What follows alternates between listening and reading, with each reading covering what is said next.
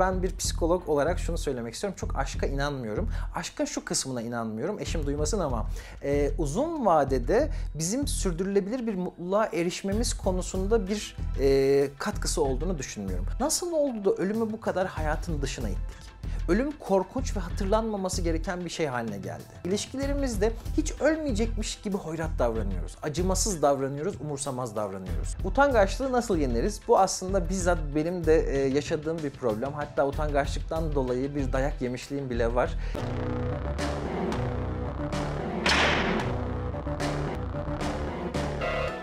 Aşk hayatımızda çok önemli. Şarkılar yazılmış, romanlar yazılmış, filmler çekilmiş ama ben bir psikolog olarak şunu söylemek istiyorum. Çok aşka inanmıyorum. Aşkın şu kısmına inanmıyorum. Eşim duymasın ama uzun vadede bizim sürdürülebilir bir mutluluğa erişmemiz konusunda bir katkısı olduğunu düşünmüyorum. Aşk bir başlangıç noktası.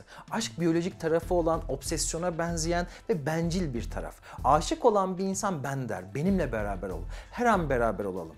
Yani mevzu o anda sadece ilişkidir. Aramızdaki elektriktir. Ama insanı kendi bireysel yaşamı içinden baktığımız zaman mutlu eden şey kendi varoluşunu olabildiğince tatmin edici bir şekilde ortaya koyması. Ama aşk beraber olalım ister, bir olalım ister. Şimdi bu peki aşk bize bu noktada iyi bir başlangıç sağlasa da uzun vadede faydalı olmuyorsa bunun alternatifi nedir? Sevgi. Sevgi arkadaşlıktır. Bugüne kadar binlerce çiftle karşılaştım. Bunların bir kısmı danışanım oldu ve çok mutlu, keyifli çiftlerin bir özelliği var. Bu ne cinsellik, ne hissettikleri tutku ya da aşk, ne de ya da birbirlerine çok uyumlu olmaları. Bu insanların mutluluğunun ortak özelliği bu insanların muhabbet edebiliyor olmaları ve arkadaş olabiliyor olmaları. Hatta kendi ailelerinin dedikodularını birlikte yapabiliyor olmaları. Bunu yapabiliyorsa bu ilişkiler ömür boyu devam ediyor. Şimdi aşkın biyolojik bir tarafı var ve o anda hissettiğimiz şey bizi çok yükseltir. Hatta bir söz vardı, net hatırlamıyorum ama aşk dediğimiz şey bir insanın balığa benzediğini anlayana kadar geçen süredir diye.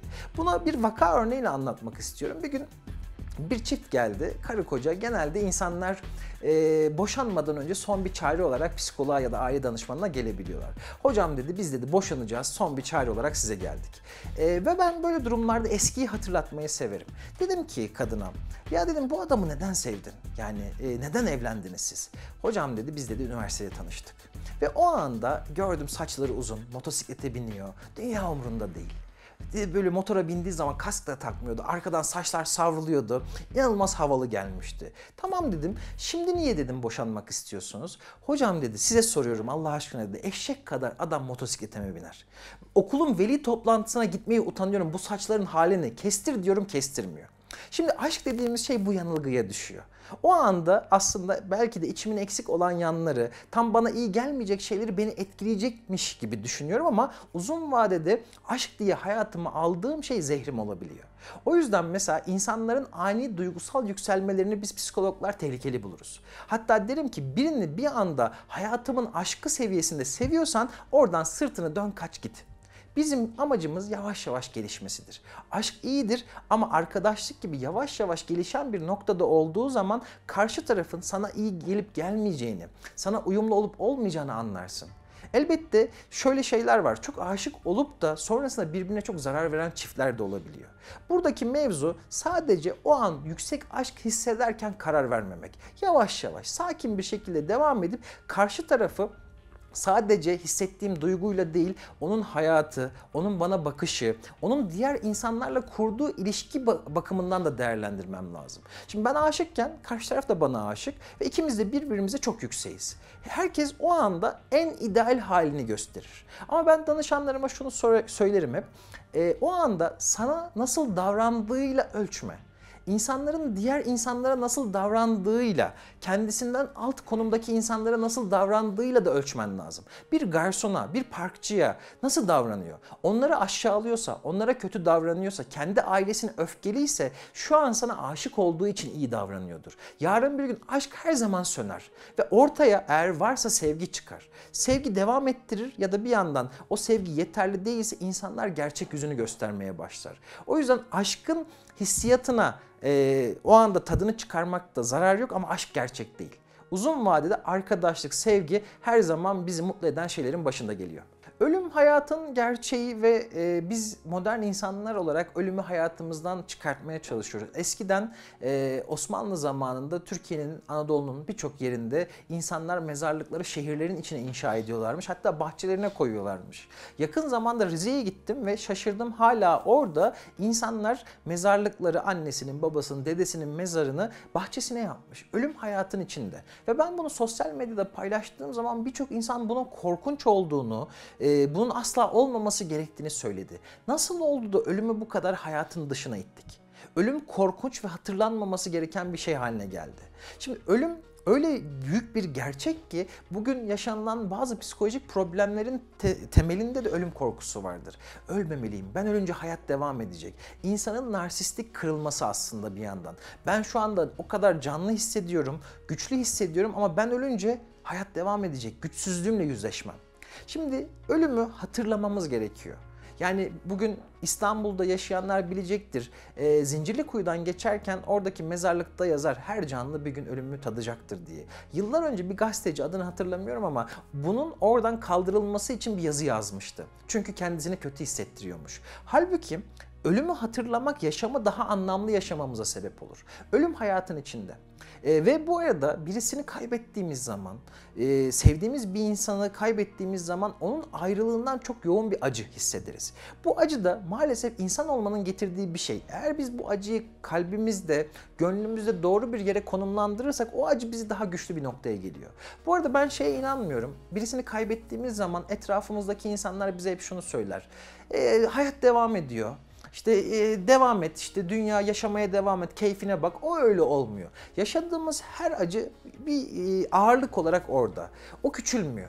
Bundan 10 sene önce bir yakınını kaybetmiş bir insanla o kaybettiği insanın hatıraları hakkında konuşuyor olsak ağlamaya başlar. Ne oldu hani hayat devam ediyordu? O acı orada duruyor. Sadece bizim ruhumuzun ve gönlümüzün taşıma kapasitesi artıyor.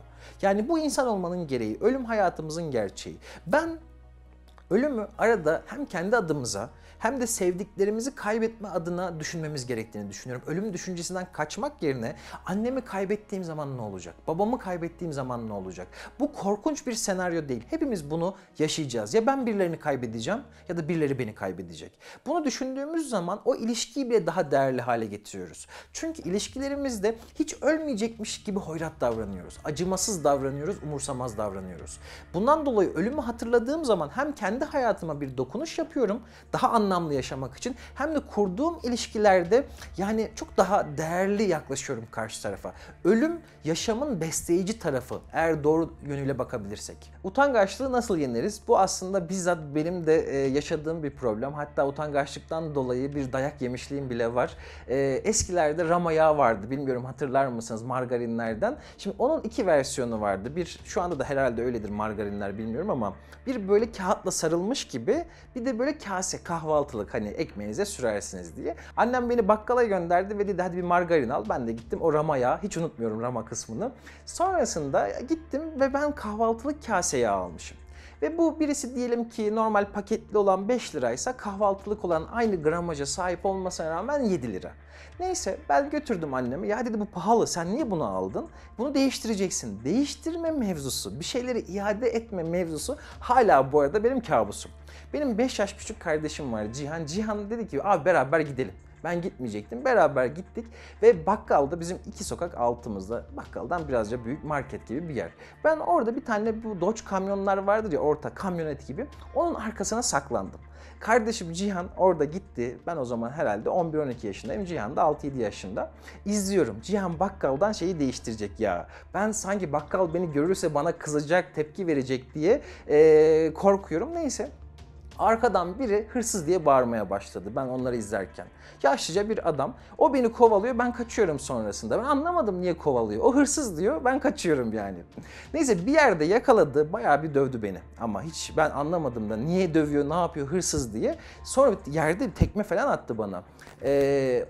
Ve mevzu şuymuş, adamın kamyonunun, o çadırının ipini çalmışlar geçen hafta. Ben orada saklanırken çalan hırsızın ben olduğumu düşünmüş ve bana öyle bir şekilde yaklaşmıştı. Sonra olay karakolluk, mahkemelik oldu, şikayetçi olduk adamdan ama böyle bir şeyi var, utangaçlığın başıma gelmesiyle ilgili. Şimdi her insanın kendi özünün bir potansiyeli, bir yapısı vardır. Ama olası diğer insanlarla ilgili durumlarda şunu düşünürüz. Yani ya beni eleştirirse, ya beni hata yapıyor olarak yorumlarsa, ya rezil olursam korkusu.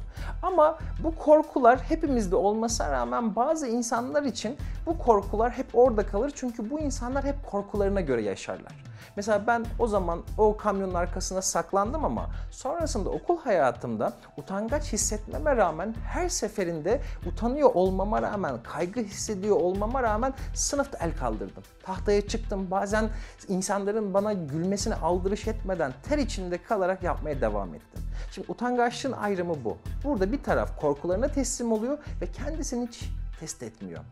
Hiç zorlamıyor bu konuda. Öbür taraf birazcık üzerine gittiği zaman bu onun hayatında evet hissettiği bir kaygı olmakla beraber onu engellemiyor. Şimdi utangaçlığın en azından bu psikolojik karşılığı birçok insanda karşımıza sosyal kaygı olarak çıkıyor. Bunu yaşayan insanlar bir bakıyorsunuz ki çok yetenekli, çok kafası zehir gibi çalışıyor, inanılmaz fikirleri var ama ya beni eleştirirlerse ya rezil olursam korkusuyla kendisini hiç ifade edemiyor. Buradaki mevzu şu, ben hep şuna inanıyorum, rezil olduğunu düşünüyorsan rezil olursun. Ama rezil olduğunu düşünmüyorsan zaten bu seninle ilgili bir algı.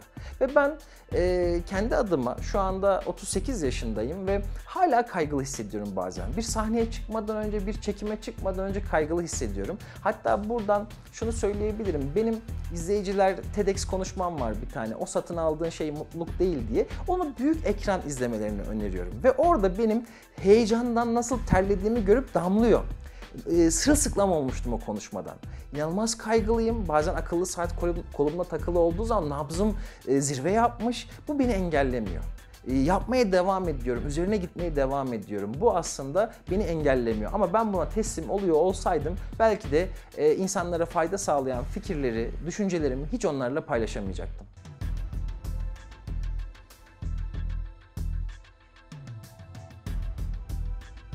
Ölüm hayatın gerçeği ve biz modern insanlar olarak ölümü hayatımızdan çıkartmaya çalışıyoruz. Eskiden Osmanlı zamanında Türkiye'nin, Anadolu'nun birçok yerinde insanlar mezarlıkları şehirlerin içine inşa ediyorlarmış. Hatta bahçelerine koyuyorlar.